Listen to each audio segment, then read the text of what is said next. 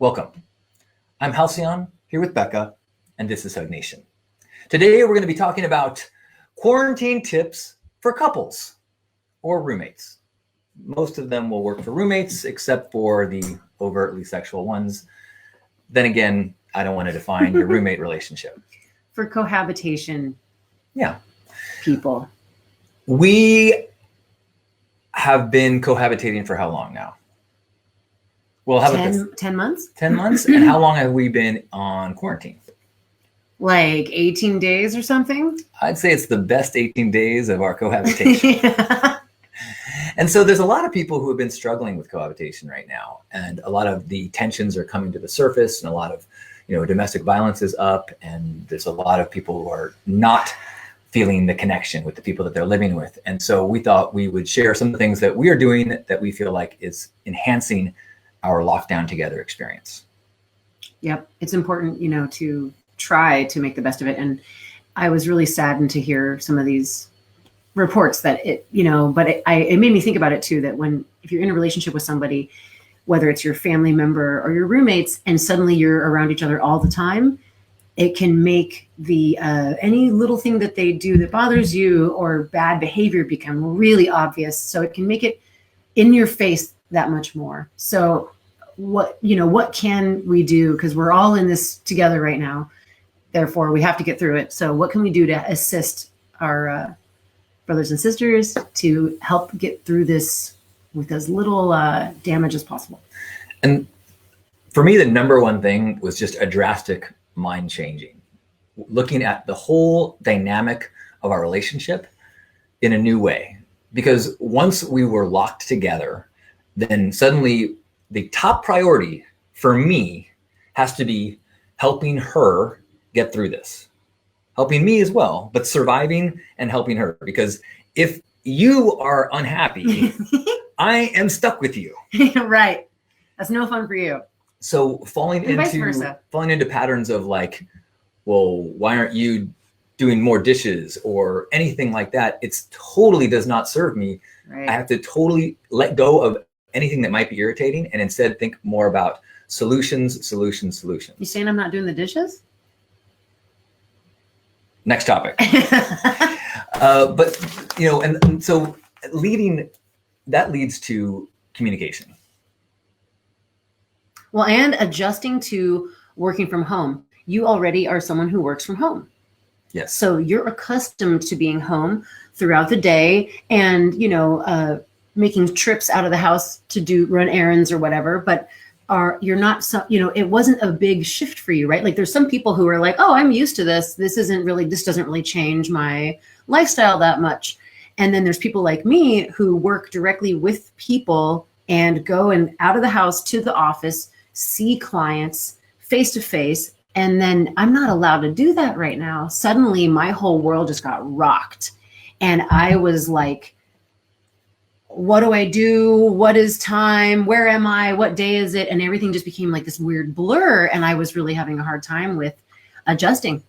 First few days, it was like staycation, pajama party, woohoo, let's just watch a bunch of movies and cook food. And then I started to kind of settle into the acceptance of this might be going on for well more than a couple of weeks or a month or something. And then I started to feel like I need some help, and it was good to communicate with you how I was feeling, because you were able to go, you know what? I don't feel the same way, but I can understand how you're feeling. And we had to recognize that we both have different relationships to time and to specific time. For example, I think you have a sense of like, generally at some point today, I want to do these things. And I have a more, at this time I have a meeting and I'm not going to be late for it. And at this time I'm going to do this and I'm not going to be late for that. And so we had to recognize that if we're going to be on the same page, I have to be really clear about what my schedule is. And you have to be more accepting that you're not going to be able to expect me to do something at a time when I'm not. Right. And that's why we had to set up our schedules. Like just because I'm home now and you're home doesn't mean you're available to me at any moment of the day for help with something or to talk or whatever. I had to recognize that there was available time and not available time. And so one of the first things that you did was demand of me to print out my Google Calendar. And so here's an example of a screenshot of my Google Calendar. I said, John, I need to know when you're available and when you're not available. And so here's John's, and here's all of his, all the red is his appointments. And this is last week, so it's a little scribbled on. But for me, I was able to put these next to each other tape them to the cupboard. And it was really helpful for me to have a visual of, I'm a visual person. So seeing these blocks of time, it also gave me permission and freedom to say, oh, during this time, you're going to be occupied. So if I want to go work on something where I need to not be disturbed, or if I want to get really involved in a project that I want to stay focused on, I don't need to concern myself with you having a free hour and wanting to have lunch. Well, that was a big one too, is that, you know, when my lifestyle did not change too much and yours did, you now being confined to the home were feeling like, okay, now we're together all the time. Let's do a bunch of stuff together. Like, why aren't you more available? I'm free. Let's do stuff. Right. And so, and in my mind, I was like, are you kidding me? You're now here all the time. We used to spend a little bit of time together. Now we're spending all our time together and you want more. And through their calendars, we got to go, oh, it's not that you want more time together. We just want to have time that is specifically set aside to be quality time. Right. I wanted to be able to line up periods in the day where we could make a meal together or enjoy eating the meal together. Like I've definitely, you know, we're all no stranger to, you know, you make the food and you're eating it standing over the sink. But I was like, there's no reason to eat like that right now. Let's sit down, let's sit at the table, let's sit outside and get some sunshine. And I wanted these pockets of time where I basically got to have your undivided attention, you know, and that I could trust. Like, I guess I wanted to get you off of the internet for a few minutes at a time, and just, you know that you were present with me. And I had to recognize that even though I felt like this was the time more than ever that I needed to be online, I also had to recognize that there had to be compromises, and I had to invest in our relationship and your needs while also being true to what I felt like my calling and my purpose was. So how's that going for you? So far, so good. Investing in the needs of the partner. So far, so good. I think we're good. So what else have we been working with? Okay, so figuring out time and schedules. I needed to figure out what my, new schedule was going to be too, with regard to when am I going to be working on things and when am I free? Because I can just take this as a spring break of sorts, and that's not helpful for my brain to be, just kind of on vacation. System for communicating our availability. Right. So we are blessed to have some division in spaces. We have the privilege of having the ability to not be in the same room all the time. Right. So we actually have separate office door. A door that divides two parts of the house. And so we have a series of taped signs in different colors. Yes. That establishes to the other person how available we are to be disturbed or how focused we are on our task at hand.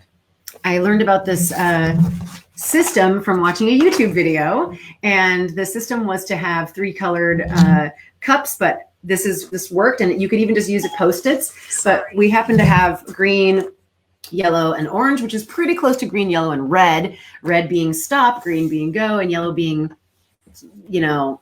proceed with caution. So what this says here is, I'm working, do not disturb me. I'm working, but it's okay to interrupt me if it's important. And then I'm available to chat. So this little communication system has been really helpful because until I had the schedule as well, I wasn't sure if you were working on a call or if you were just surfing the web or if you were working on something that's important, or if you're working on something, but I could still yell at you and say, come help me unload the car with the water or something like that. And if I just want my silent time, I can put this on the door and it doesn't matter what I'm working on. I get to have some solo time. And that's another important thing. I think it's important to recognize that you need to carve out time to be by yourself. Now, if you're a parent, sorry, I have no advice for you. Good luck. Well, I mean, older kids probably like to have some time to themselves too. So that could be, I mean, I've heard some information out there right now about people with teens, but just having this nonverbal communication system with the colors and the little note is really helpful, because then, and we just made it out of a piece of paper with a painter's tape on the back, because you can just reattach.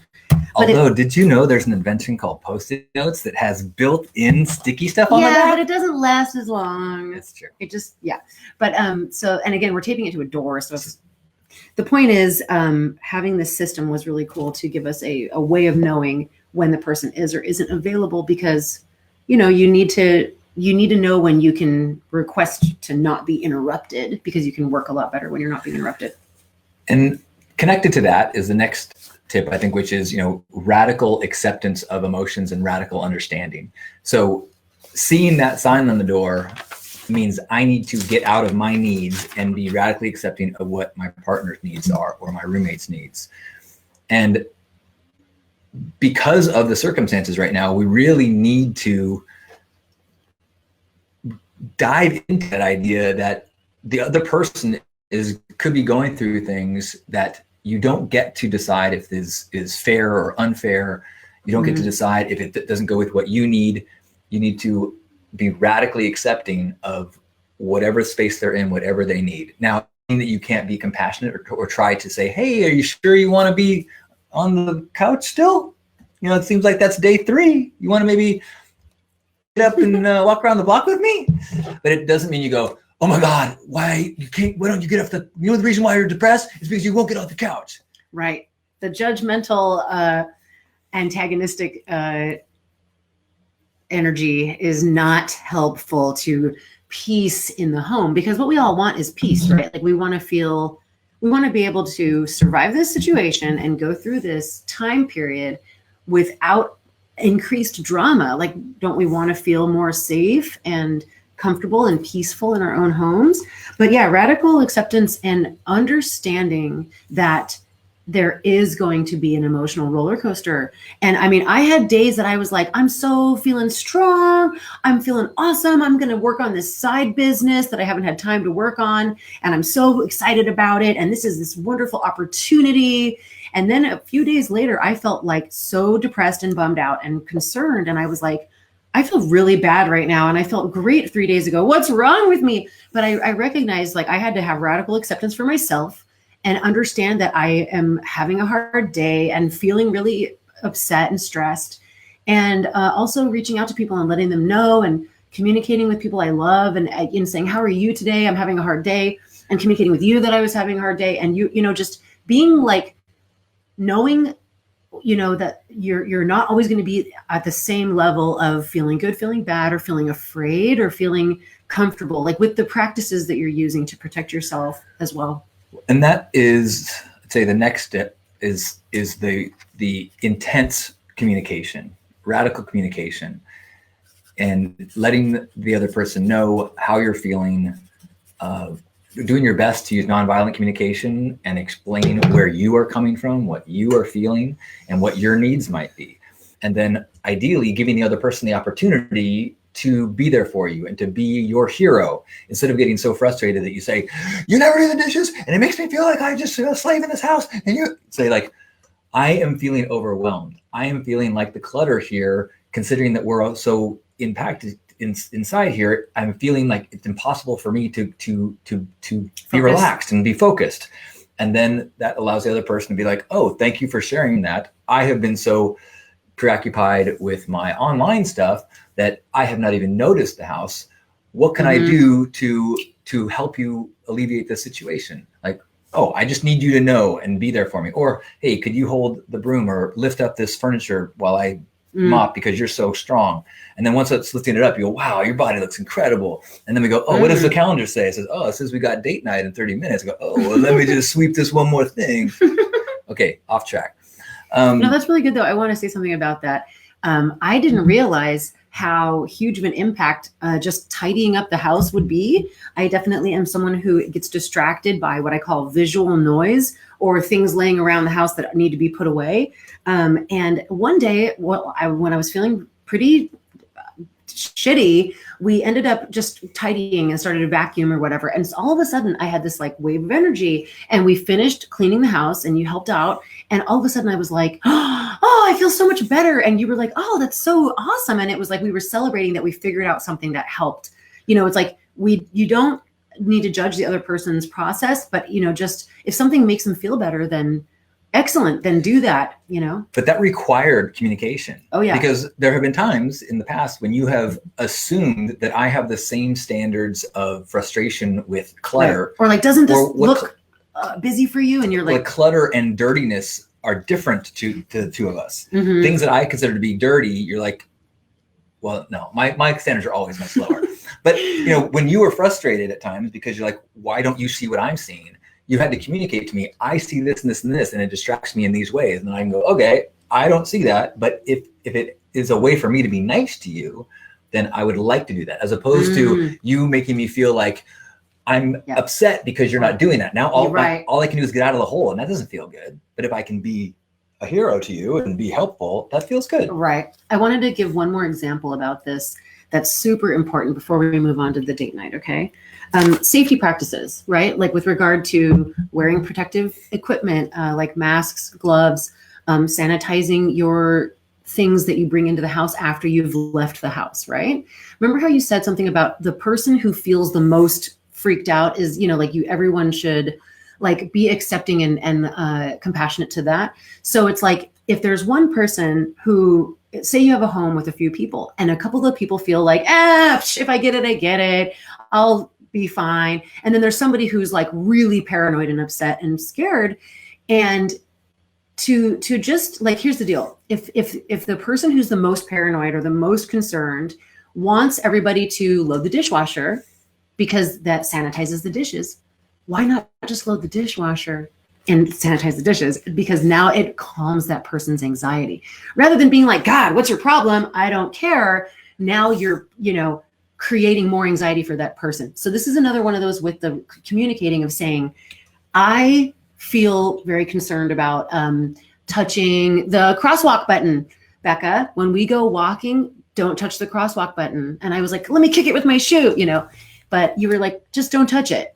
And then I said, well, then make sure you take your shoes off before you come inside. Right. But so it's like by agreeing to follow the practices that, let's say, the most, I don't want to say uptight, the most paranoid person, whoever feels the most, like if my standard is here and yours is here, the person who needs more accommodation to feel okay, I think it's important for whoever, for the other to understand that and say, okay, you know what? I'm going to do this just to make you feel okay. Even if I don't think it needs to be done. Let me wrap that with some nuance, because it's related to another tip that we've talked about, which is limiting the amount that you pay attention to the news and limiting the amount that you communicate about what's going on. It is very easy to have your priorities be set by media. And so you cannot read about, talk about, think about anything except for what the most current theory is on drinking hot liquid or staying away from cell phone towers or whatever. And so it is healthy to set a certain amount of time that you spend on your own, check in at noon and catch up, or check in with a friend that's keeping up and say, hey, let me know what I need to know. And the same with each other, so that you don't fall into your whole lives being about educating each other about what you heard and what you heard and what you heard. Or you're just watching the news all day and your partner, say in the other room, is like, hey, let's work on a project. Let's do some yoga. Let's work out. Let's do some crafting. And you're just like, I'm watching the news.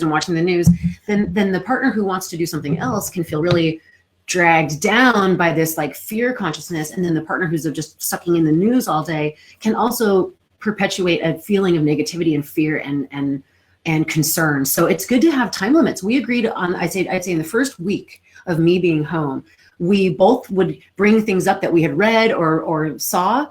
And we were kind of like, oh, well, what about this? What about this? And we weren't like arguing about it. We're just communicating. But we both kind of noticed and you said, let's have a time limit with how much we're going to allow ourselves to talk about this each day. So like we can check in, we can discuss what the current safety practices are, what's necessary. We can agree to what our rules are for going grocery shopping and bringing things into the house or bringing packages in. And let's like communicate about that and agree to that so that you're not doing things differently than I am, but we're on the same page. And then after noon, we're not going to talk about this anymore. And we're just, it's going to be, let's move on and talk about something else. Remember that we are alive, we're healthy, we're here for each other. We don't need to just ruminate about this situation because we can't really do anything about it other than stay in and do our best. And you said that you've got to kind of accommodate whoever is the lowest common denominator on concern. And I would say that this is a really good time to practice finding peace with people that you don't have, consensus of opinion. It's very easy nowadays with the way we are presented with news. News is almost presented as ammunition to use against people. And so when you hear something and your partner says that, I don't think that's important, you go, are you an idiot? Like, are you crazy? Are you trying to you're trying to kill my mother by, it's like, and if you can find like, okay, we're listening to different opinions right here. What is a way that we can find a place where you feel comfortable and I feel comfortable? And if that means you having to be more compromising, awesome. But try to get to that point without attacking. Right. Watch your tone. Yeah, that's what I was thinking is like, I'm really lucky that I'm in a relationship with you because you're so sweet. And you are pretty lucky. I'm pretty lucky. You're amazing at communicating and you're very compassionate. But the point is like, just because you don't agree or you don't think it's necessary to sanitize every single thing that you've touched, whatever, if it gives the other person anxiety and upsets them, why not just do it? Because it helps them feel better, right? Like just kind of going, hey, this doesn't matter. I don't care if I'm right or if you're ridiculous. But instead of being like, you're ridiculous, you go, if this makes you feel better, I'll do it. And that's like, come on, do you really have like some pressing thing you need to be at that you can't take a few extra minutes to sanitize your stuff? And it's like, that's love, that's compassion, because rather than being like, well, I'm right and you're stupid, you're saying, okay. Or like, oh, you want me to help you clean and that makes you feel good? Awesome. Because it's like, it makes you feel good that I'm happy. And it makes me feel good that I'm not disturbing you or shouting at you when you're working. And I have this like system so that I feel empowered to take care of myself and take care of you as well. Okay. Time limits on news. So another thing that I think is really helpful is to be each other's coach in terms of life coach, physical activity coach. It is very cheerleader. It's very easy to slip into patterns and habits that are not what you want of yourself. Pajama party all day, every day. Why get out of bed? Why do that? And so we've been really benefiting from continually asking the other person, hey, you want to go stretch? Hey, you want to go walk around the block? Let's just do a quick walk around the block. Rock around the block. And no, those have been really good though. Just outside, like we're lucky there's a little park nearby that now it's all roped off, but we do a lap around the park and just to move our bodies and step out into the sunlight and just have a break. And I was learning something from Esther Perel last night. She was talking about delineation. It creates a division between the first half of the day and the second half of the day, that little break. Like for me too, like let's prepare lunch and sit down and eat together. That would delineate rather than just like I'm attached to my phone at all times and then I'm on the computer and then I'm attached to my phone and I'm eating and it's like I'm just watching the news or checking a daily show. But it's having these delineations, these little breaks and moving. Hey, we all know how important getting outside and moving your body is for depression and anxiety relief. Right. So those things are both really, really important for helping your mental health. So encouraging each other to do healthy things. And Kai just put a comment in and mentioned about having to be present for your partner as they might be going through grief or whatever feelings that they're having. And I think that that's another huge thing to keep in mind is that any feeling right now is valid. Right. And any type of grief, grieving a human life, grieving a way of life, grieving a job loss, friendships, there's so many things that we do need to grieve right now.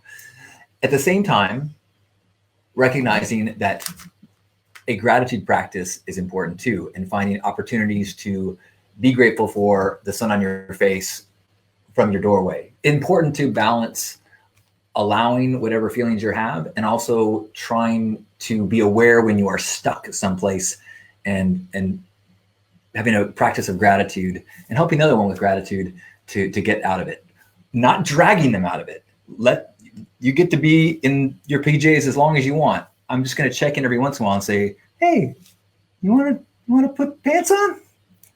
Nope. Okay, just checking in. I put on pants today. I put on pants today. That's Woo. right. Doing this video was something for me to look forward to. That gave me a reason to put myself together, and that I haven't done that in a little while, I think. But I wanted to say too that another simple tactic that we haven't actually discussed, but that I've noticed is, we're sweet to each other and we always call each other babe, but since we've been together so much more, I've noticed kind little pet names and sweet things. Like you always say, hey, pretty girl. And that makes me feel really good about myself.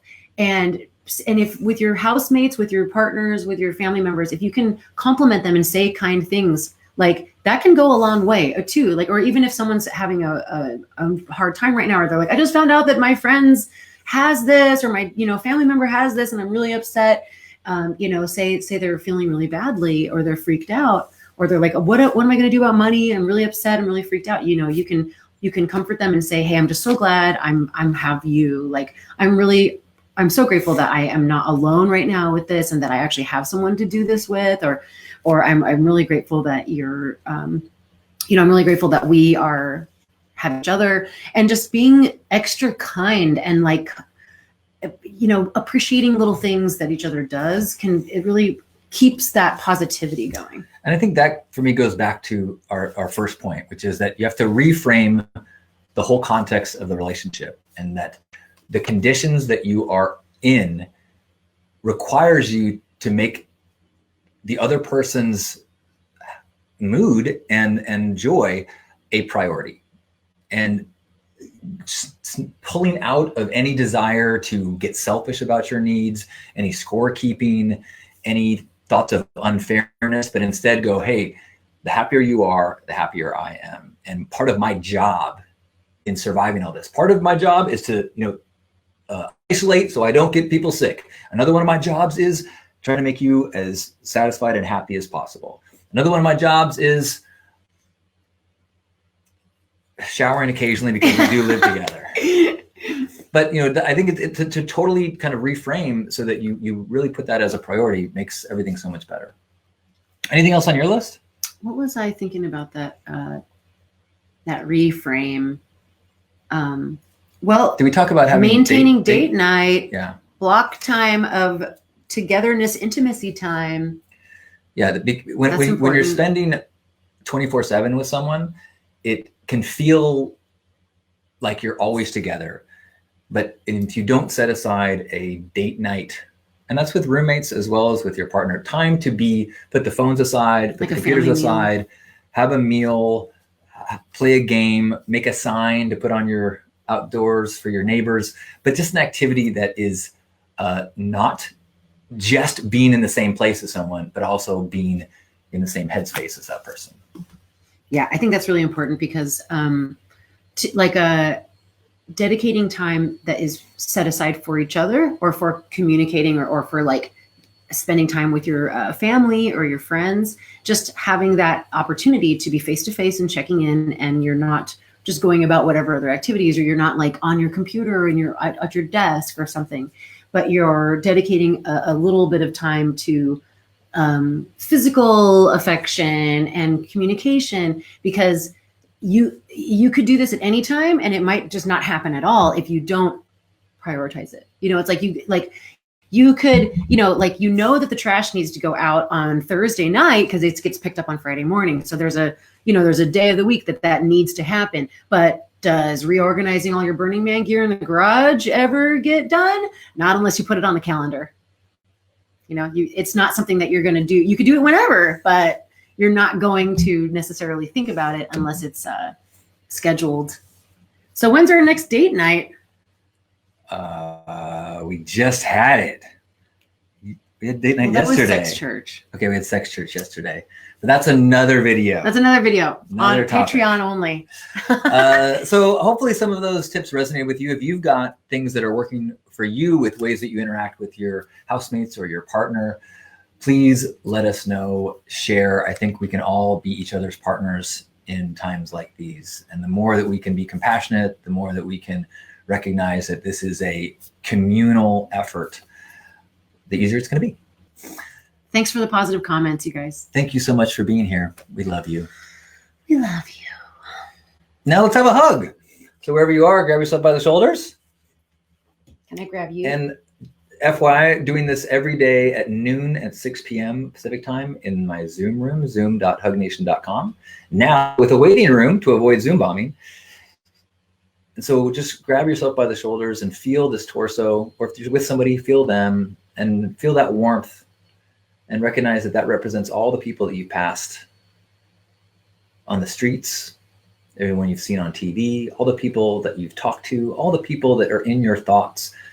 They're not just in your thoughts, they're a part of you, who you are.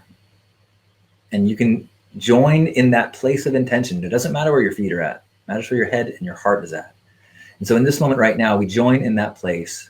We join in Hug Nation. And we allow ourselves to sink into that presence of connection and oneness. And together we'll take one deep breath in together, hold it, and then sigh it out. Ready? Inhale.